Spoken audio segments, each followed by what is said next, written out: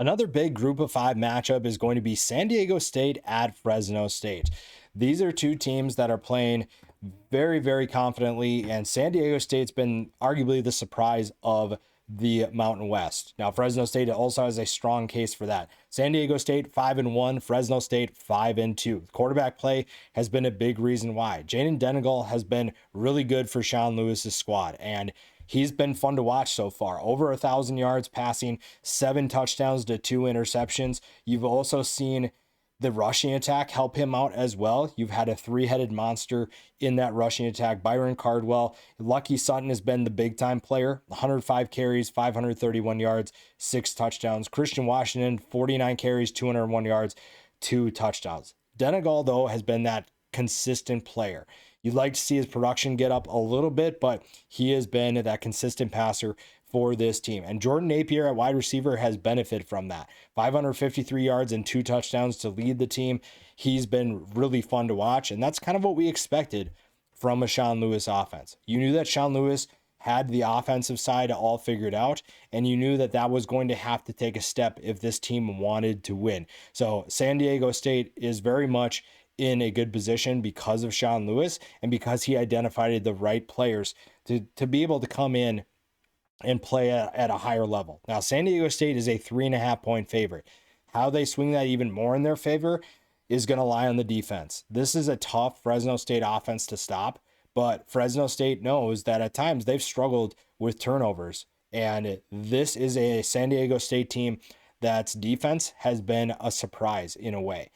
You've seen San Diego State come into this year. You knew that the offense was in good hands. The question for Sean Lewis was, how good can your defense be? You knew that you had Trey White, and you knew that there were other guys that could potentially step up, but Trey White was the lone bright spot that a lot of people knew.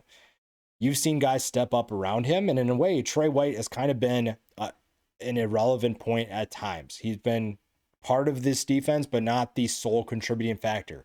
And in a way, that's what you needed. Now, White is still a pretty good player. 27 carries, 27 tackles, 6 tackles for loss, 4 sacks. He has carried the team last year, but this year has been a different story. His teammates have stepped up where he doesn't need to make every play.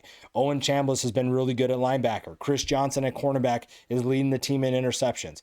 If you're going to make this an upset for Fresno State, you have to ensure that that defense doesn't get to your quarterback, that you take care of the football, because San Diego State has shown, specifically looking at the Cal game, that if you turn the ball over, you are in for a long, long night.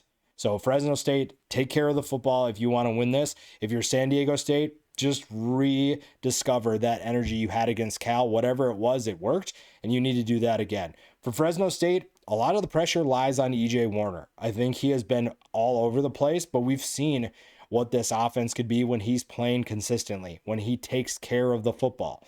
Over 1,400 yards with 10 touchdowns, but he also has 9 interceptions. The rushing attack, when he was struggling, has been kind of that consistent force. So Bryson Donaldson and Rayshawn Luke deserve a lot of credit for the team's success as well, because they have been a reason why they haven't struggled nearly as much as they should have. There were games that they probably should have lost, but the reason why they didn't is because the rushing attack carried them from there. Donaldson has 405 yards and 3 touchdowns. Luke, 384 yards and 5 touchdowns. Luke's also averaging 6.5 yards per carry. Now, the passing attack hasn't really been a one-man show by any means, which we kind of anticipated. I will say Josiah Freeman has been a little bit more of that go-to guy, but Richie Anderson is right behind him. So you had guys that you knew could potentially step up, and you've seen multiple players enter into that discussion. Now, Matt Entz knew that his defense was going to be pretty good. And I think at times we've seen this group have success, but we've also seen them struggle. They're kind of middle of the road. They're giving up almost 24 points a game, but it helps when your offense has been as good as it's been at times. And again, this is more of an opportunistic defense than an elite defense, but sometimes that's what you need. It's kind of what you need to be able to win some of these games. And you've seen what Fresno State can do when their defense takes away the football. You have multiple guys with 2 interceptions.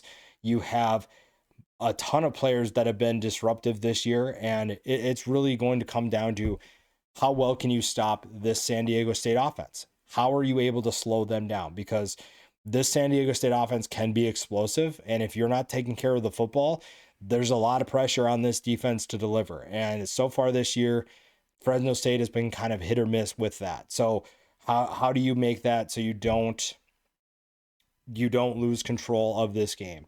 Because if you're going to beat San Diego State, you have to do something that you've not done consistently. And for that reason, I'm going to go with San Diego State. I think that they're just the more consistent team right now. But playing on the road at Fresno State, Mountain West feels a little bit out of control right now, which means that anybody can win. I'm going to trust Sean Lewis for now, but I wouldn't be surprised if Matt Entz and Fresno State can come away with this win either.